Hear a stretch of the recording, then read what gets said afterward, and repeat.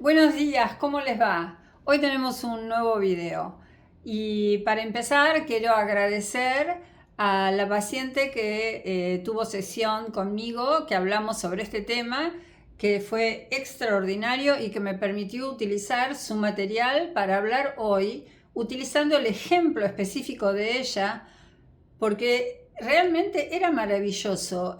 Pudimos como completar perfectamente la idea de la justicia. Y entonces quería aprovechar eso para compartirlo con ustedes y para que vean cómo muchas veces la experiencia de alguien hace que todos los demás se sientan identificados y se den cuenta en que más o menos a todos les pasa lo mismo. Así que si les parece, empezamos con el tema de hoy. Hoy vamos a hablar de las palabras verdaderas que dijo una paciente. Y vamos a hablar de la justicia. Así que si quieren, empezamos con el texto. Como les comenté, lo tengo escrito, lo arranqué del cuaderno de la paciente, después lo vuelvo a pasar, para no olvidarme las palabras exactas que ella dice. Y quiero que cuando yo las nombre, ustedes en los comentarios después en YouTube o aquí mismo, digan si empiezan a reconocerse. ¿Se reconocen en las palabras de nuestra amiga, a la que vamos a llamar Ana, por ponerle un nombre? Ana contó con mucha sinceridad lo que pensaba y lo que sentía. Se animó a utilizar palabras durísimas, ¿ok?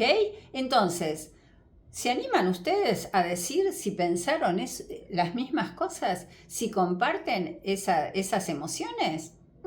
Dejamos los comentarios y en YouTube después los escribimos.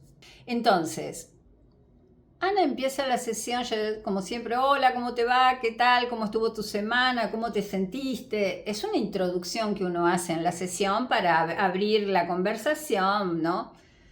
Y me dice, esta semana estuve muy deprimida. ¿Por qué estuviste deprimida? Estuve deprimida porque no podía sacarme de la cabeza un pensamiento. Ah, contame, ¿cuál era ese pensamiento? Era un pensamiento que me daba vueltas y vueltas y vueltas, y no importa si yo estaba trabajando o estaba cocinando o estaba lavando los platos o estaba no sé qué, el pensamiento me cruzaba por la mente. Me dice, ese pensamiento era que yo necesito y estoy en búsqueda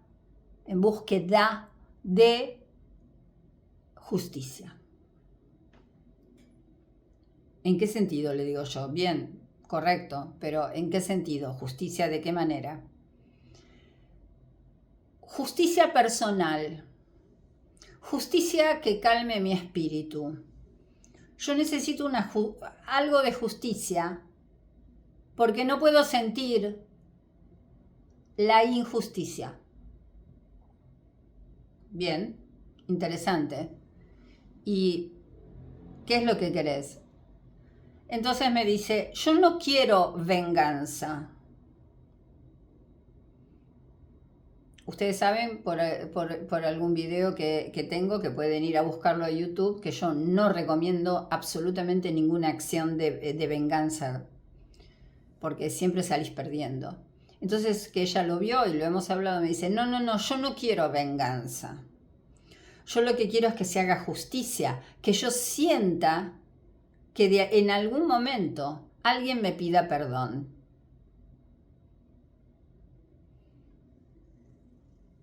¿Cómo querés que te pidan perdón?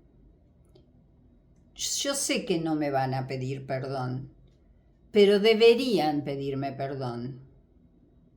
Ok, dice, porque estoy muy enojada. Y ese enojo que tengo, estoy todo el tiempo enojada, no lo puedo ya ocultar, me invade el cotidiano Y entonces yo le pregunté, ¿y cuando te invade el cotidiano, te impide disfrutar? Me dice, exactamente, me impide disfrutar de las cosas.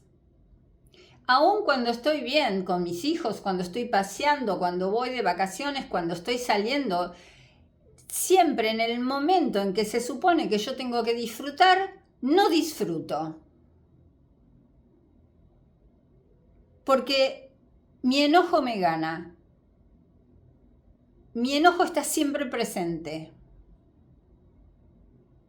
Estoy defraudada. Usó la palabra defraudada. Entonces le dije, qué interesante esa palabra defraudada, porque defraudada viene de fraude. De fraude. Y una de las cosas que sucede con las relaciones con los narcisistas patológicos o los psicópatas o con las personas con trastorno de personalidad es que son personas que prácticamente siempre están estafándote. Te estafan emocionalmente y te estafan económicamente. Pero básicamente te defraudan. ¿Qué es defraudar? Es cuando alguien no solo te está haciendo un fraude, sino que además traiciona tu confianza, traiciona tus expectativas. Es una estafa, es que se burlen de vos. Es una sensación que el codependiente, en la medida que se hace viejo y que recuerda toda la vida que ha tenido con el narcisista patológico, dice, a mí me robaron la vida, me robaron la infancia, no pude ser una niña, no pude ser un adolescente, no pude ser una mujer, no pude ser un hombre. Se apoderaron, me dominaron, se metieron en mi cabeza, me tiraron abajo la autoestima. Es un robo, es un fraude. Me prometieron amor, yo creí que había llegado al lugar del amor y en vez de eso me he encontrado con todo lo contrario. Me he encontrado con desprecio, con maltrato, con humillación, con ofensas, con desamor. Esas cosas acumulan mucho enojo. Y además, si te tocó una madre narcisista, si te tocó un padre que te anularon desde que eras pequeña, porque está bien, si tu problema es que tienes una pareja, a lo mejor tuviste una infancia mejor, cosa que dudo porque si sos codependiente, seguramente tuviste un padre o una madre narcisista. Pero esa sensación de que alguien no las pagó, que alguien te las hizo y no pagó la cuenta, no fue. Entonces le preguntaba a esta paciente, que vamos a llamarla Ana, yo digo, ¿y ese pensamiento lo tenés todo el tiempo? ¿Cómo está ese pensamiento? ¿Te aparece bajo algún tipo de circunstancias? Y me dice, no, es un pensamiento obsesivo. Y usó la palabra obsesivo. Yo dije, muy bien, muy bien. La obsesión. La obsesión es una especie de encaprichamiento. La obsesión es una especie de terquedad de la mente, de quedarse aferrada a una idea, a un pensamiento, a una imagen. Uno queda obsesionado. Me dice, sí, es como una obsesión. ¿Y qué te produce?, le pregunto. Y lo que sucede con eso es que esa obsesión de estar todo el tiempo pensando que no han pagado la deuda que tienen conmigo, es una sensación que esa obsesión me arrastra, y usó la palabra me arrastra. me arrastra y no me permite sentir que yo puedo tener un camino. Cuando me decía estas cosas, yo tenía ganas de abrazarla. Lamentablemente estábamos así, con un online. Tenía ganas de abrazarla porque yo decía, estás hablando con una claridad emocional extraordinaria. Exactamente, esa obsesión por la sensación de necesidad de justicia es una cosa que te arrastra, te arrastra por el suelo y no te deja caminar tu propio camino, no te permite decidir qué querés hacer en el futuro, no te podés proyectar completamente porque todavía mirás atrás y tenés la cadena en el tobillo del trauma.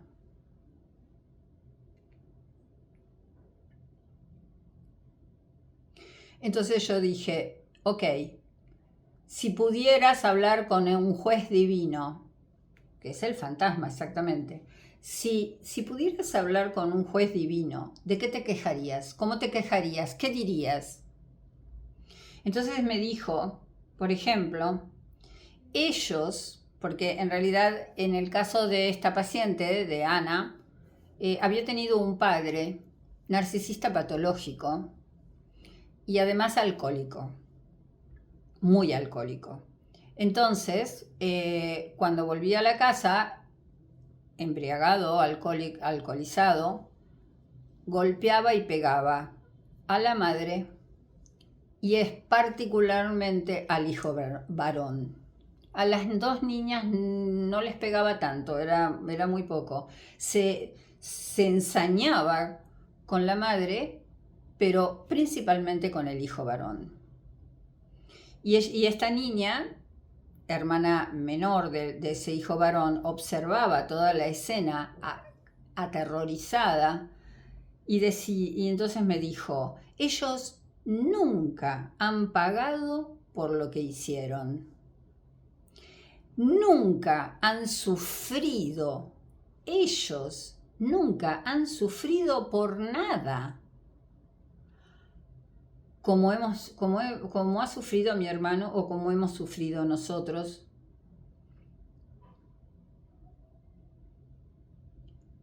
Después me dijo, nadie lo detuvo a mi padre. Nadie le detuvo la mano. Nadie lo frenó.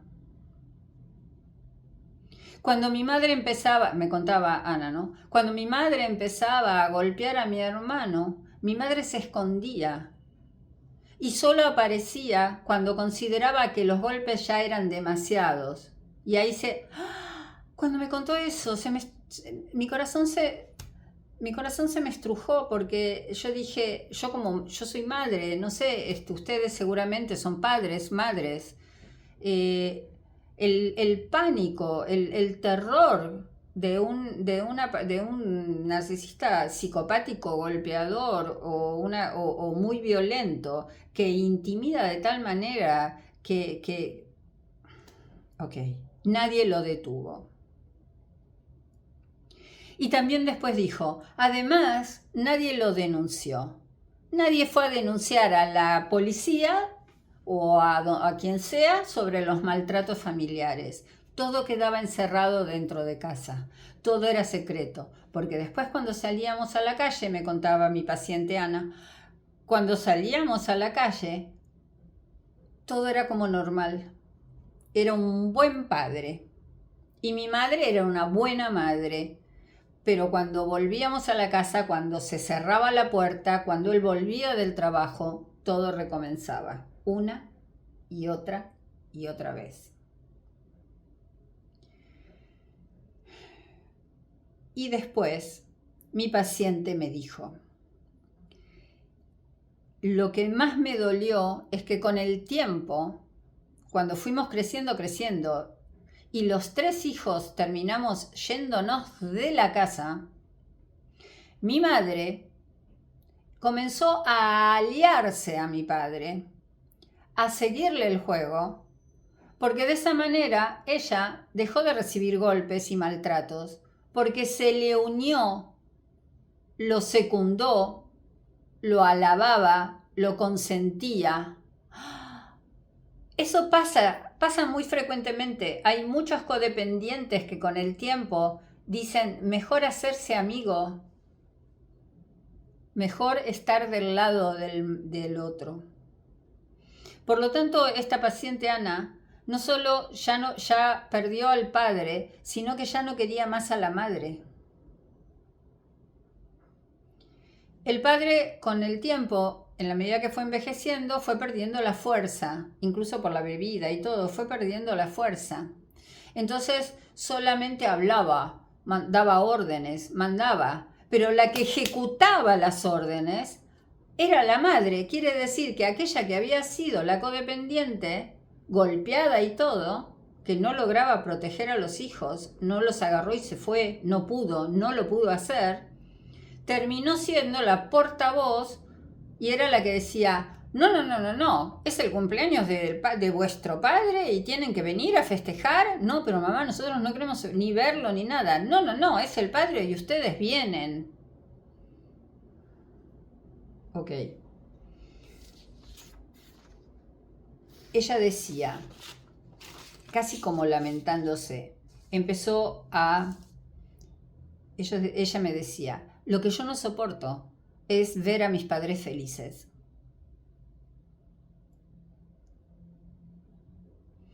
No soporto que ellos estén felices. No soporto cuando sé que salen, cuando sé que están paseando, porque nosotros no podíamos pasear, no podíamos salir, no podíamos ir a comer. Y ahora que son viejos y que están solos, ahora salen y pasean.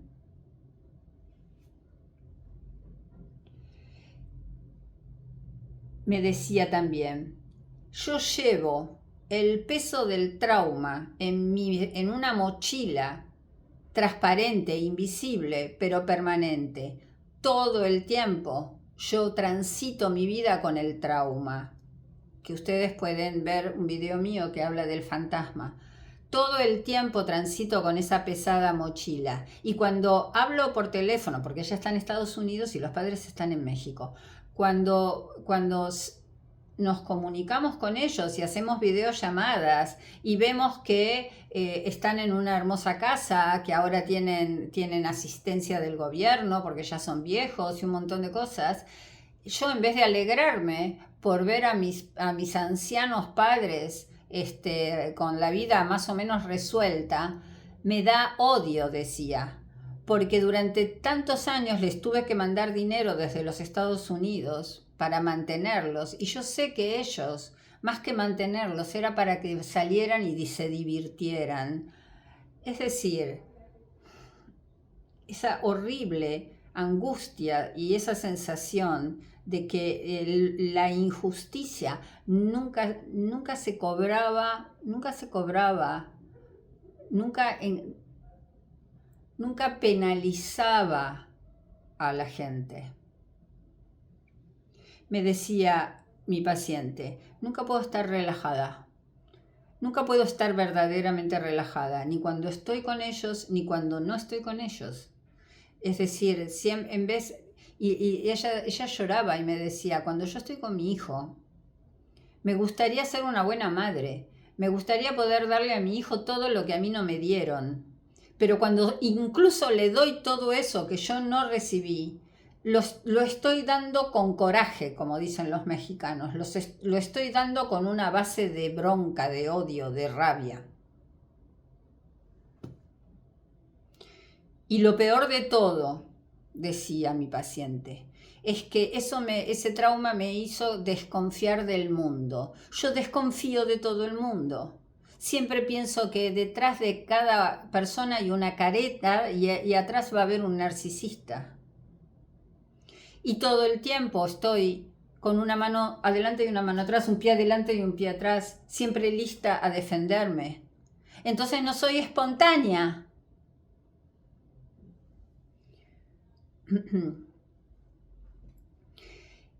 Y además, cuando intento poner límites a mis padres, bloqueando las llamadas, no atendiéndolos, negándome, no los invité más a que vengan a Estados Unidos, no los voy a ver. De pronto, inmediatamente, Yo paso a ser, me dice la paciente Anita, yo paso a ser la mala de la película, ahora la mala soy yo. Me dejaron en el lugar de la mala persona.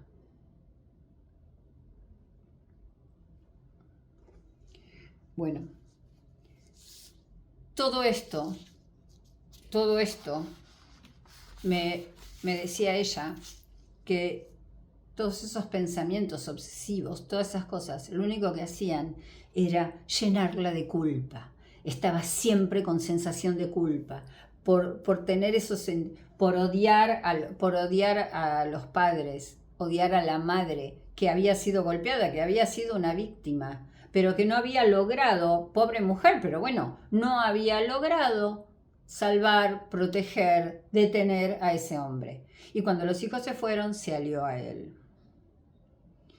En la Argentina hay una frase muy famosa con respecto a la justicia, que dice, ni olvido ni perdón. Ni olvido ni perdón. Sí justicia, sí que algo se pueda reparar. La pregunta acá que les hago y que me hago, ¿no? Es, ¿qué se puede hacer? ¿Se les puede decir, ustedes fueron malos conmigo? ¿Ustedes fueron agarrar a tu ex marido y decirle, vos fuiste un hijo de puta conmigo? Fuiste maléfico. Me hiciste pasar por las 1001. ¿Vale la pena ir y agarrar al narciso, agarrarlo del pescuezo así, pum, pum, pum, pum, y decirle, vos tenés que reconocer lo malo que fuiste conmigo, reconoce el daño que me hiciste? ¿Vale la pena? No. Y yo les voy a decir por qué. Por un tema fundamental, que es el tema con el cual quiero cerrar este capítulo de hoy. Que ya lo dije en el video anterior, pero lo voy a repetir, y lo voy a repetir muchas veces. Las personas que tienen trastornos de la personalidad son personas que no tienen conciencia. Conciencia. ¿Saben lo que es la conciencia? ¿Ustedes tienen conciencia? ¿Yo tengo conciencia? ¿Qué es la conciencia? El otro día un monje budista muy interesante decía, uno tiene que cuidar los pensamientos, porque los pensamientos son los que originan las palabras. Y cuando las palabras salen de la boca, se transmutan en acciones. Y cuando las acciones pierden el control, se generan los hábitos. Y cuando una cosa es habitual y se naturaliza, ya escapa al control del bien y del mal. La conciencia es algo que las personas con trastornos de personalidad no tienen. La conciencia es estar todo el tiempo dándose cuenta de que tus pensamientos, tus palabras y tus acciones van a tener consecuencia no solo en tu propia vida, sino en tu entorno, alrededor tuyo. El budismo siempre dice, el yo y el entorno son dos cosas inseparables. Vos no podés vivir separado de lo que te rodea. En cambio, el narcisista patológico y todos los que tienen trastorno de la personalidad sí pueden vivir separados del entorno. Les chupa un huevo o un pepino, como se dice en España, el entorno. Para él el entorno se termina en su propia piel. Entonces, pedir justicia. ¿Quién va a traerte justicia? Una persona que no tiene conciencia, que no tiene ética, que no tiene moral, que no siente culpa, que no tiene empatía. Una persona narcisista patológica no te va a venir a pedir perdón. Te va muy por el contrario. Esta madre, ahora me acordé, la madre, cuando ella intentó decir ¿por qué no me defendiste? La madre le dijo una cosa muy complicada, que es que Dios metió a Dios en el medio. Dios sabe que hice lo posible. Y cuando metemos cosas así en el medio, es muy difícil reclamar cosas. También le dijo, tú lo que tienes que hacer es olvidar. Vive tu vida y olvida. Olvida lo que pasó. Bueno, no se puede olvidar. Los traumas no se olvidan. Los traumas quedan como heridas que no cicatrizan. Heridas abiertas que no cicatrizan. Y uno lo único que tiene que hacer es aprender lentamente a vivir con esa herida y a saber que es una zona que tiene que estar siempre protegida, siempre cuidada y que siempre va a estar ahí. Pero bueno, todo lo que ustedes no pueden arreglar para arriba lo tienen que arreglar para abajo. Si ustedes no pueden arreglar las cosas del pasado, las relaciones con los padres, con los hermanos o con las exparejas o lo que sea, arréglenlo con los hijos. Con el perrito o con el gatito, no importa lo que tengan, para abajo, vivan sus vidas. Que sean personas que puedan amar y que ustedes sean justos, ustedes hagan justicia. Gracias, paciente Ana, por haber compartido y haber permitido que hablara de las cosas que charlamos, porque yo estoy segura que mucho de lo que Anita contó, ustedes deben haber dicho, a mí me pasó algo parecido. Bueno, esto fue todo por hoy con este video, el primer video en donde el material lo extrajimos de un caso clínico, es decir, de la historia verdadera comentada por una paciente. Entonces, les pido que vuelvan, como dije al inicio, dejen aquí en la página de YouTube, licenciada Nora González, dejen sus comentarios.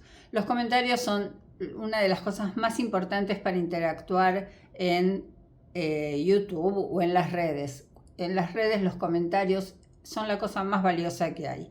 Así que, bueno, gracias por haber estado, espero que les hayan gustado. Les repito rápidamente para los que entraron tarde, les pido que se suscriban al canal, que es licenciada Nora González, que pongan la campanita, que pongan like, que se suscriban, que dejen los comentarios y también con el mismo nombre, Nora González, van a encontrar en Facebook y en Instagram y en TikTok van a encontrar Nora González 2023.